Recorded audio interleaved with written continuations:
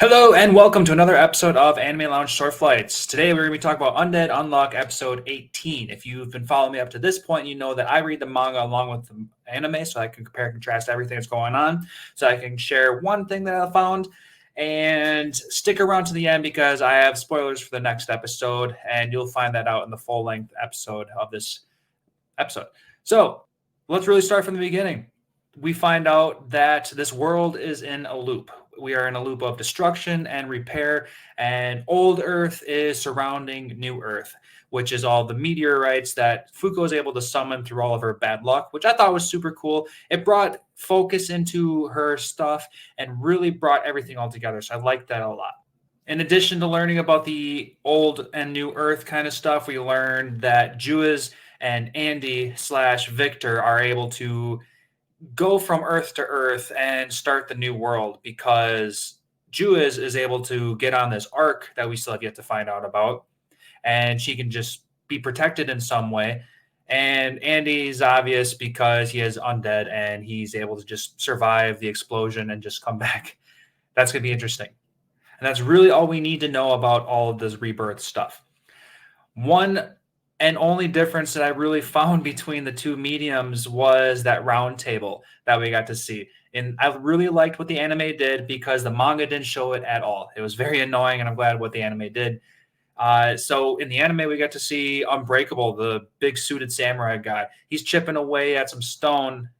For the first half of the episode, we're like wondering what he's doing, and then we find out he just built a new table. Thought that was pretty interesting. Manga doesn't show that at all. Juiz is explaining everything, and all of a sudden, out of nowhere, a giant-ass table appears. So I like what the anime did. It doesn't mean much, but it was enough of attention and gave some more reasons for why something would appear out of nowhere. So yeah, in addition to completing this new missions of beating all the seasons, winter, summer, autumn, and fall, we now have to put those on pause for a second because now we have to go take care of Billy because he's an asshole. So what we have to do is we have to find him, find all his artifacts, and just collect everything because he's going to be in our way of completing these missions. So the artifacts are really going to be the next biggest thing because they're going to help everything, which is really cool because we got to find out all the artifacts, giving those memories aren't future events, but in fact past events. So that was pretty cool information there too. And the last bit of information that we get, side quest / very important mission, is that Fuko and Andy are given their special mission of going to find a book. And it's going to be information about the past and the future. And that's basically where the anime stops. Now, this is where I'm going to get into the spoilers. So here we go. The very last page of chapter 36 explains what that book is. And that book is a series of manga called To You From Me.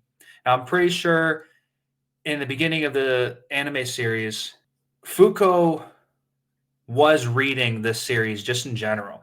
She explains how she loves this series and lives by it or whatever, so she's really into it. And now we're going to make the next series of chapters / books or volumes or whatever. So that's what we're going to do next because this series of manga prophesizes what's going to be next in actual time, space, history kind of stuff. So we're going to be messing with some manga next. Isn't that interesting? All right, so thanks for following me, and I hope you guys enjoyed all this information. I'll see you guys next week.